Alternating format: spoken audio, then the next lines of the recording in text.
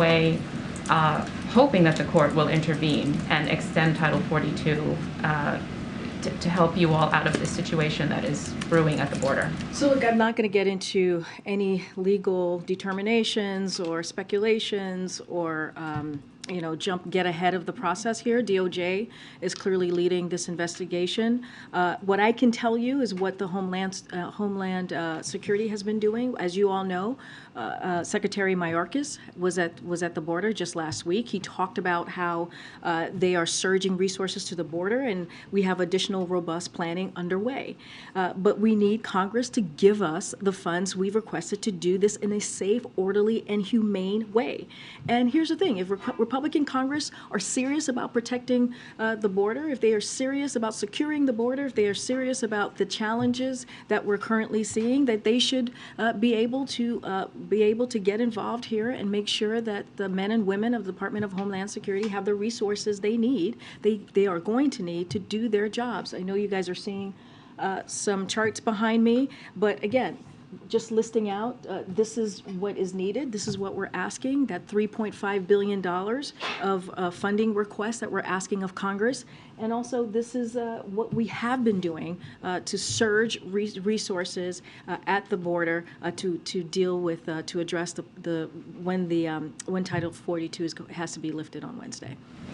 To follow on that, the mayor of El Paso said over the weekend that the influx of migrants on Wednesday will be incredible. He said it will be huge, and that they're not prepared to deal with it with the current resources that they have. So, you have the chart up here, but, can you walk us through what the plan is to help that city? Absolutely. So let me just give you what the DHS is doing, and this includes making sure that we give assistance to those very cities like El Paso. For example, DHS has deployed additional agents and processing capabilities to El Paso, and 23,000 agents are working to secure the southern border. Let's not forget, those 23,000 agents is a historic number, and that's because of the work that this president has done.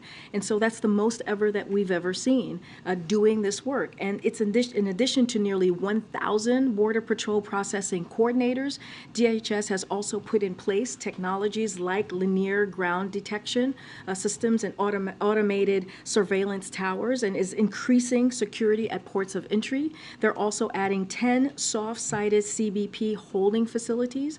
But again, we need Congress to provide us the additional resources we've requested to do this in a safe, orderly, and humane way. If they are serious, Republicans in Congress are serious about securing the border, then they should assist in making sure the men and women at the DHS have what they need to get this done. You mentioned surging resources. I had asked you in September specifically about El Paso, and you had said at the time that DHS, the administration, was surging resources to the region, working to quickly decompress the area. Has that surge of resources been maintained for the last several months? And is that sustainable? Now if you're talking about another surge of resources, is that on top of what had already been done in September? And how long can you keep doing a surge like that? So a couple of things. I mean, that's one of the reasons we're asking for additional funding, that $3.5 billion.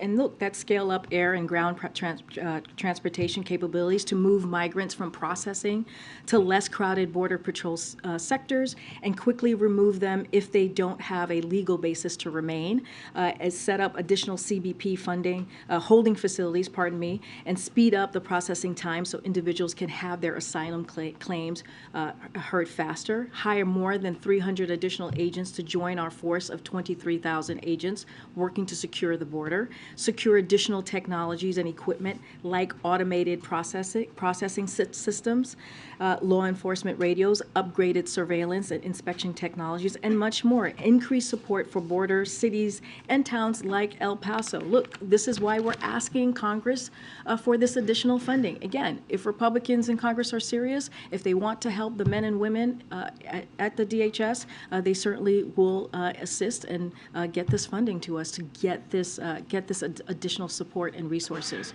to the men and women at the DHS. Karine, is the Biden administration looking at sending migrants to Mexico via the expedited removal process if Title 42 ends?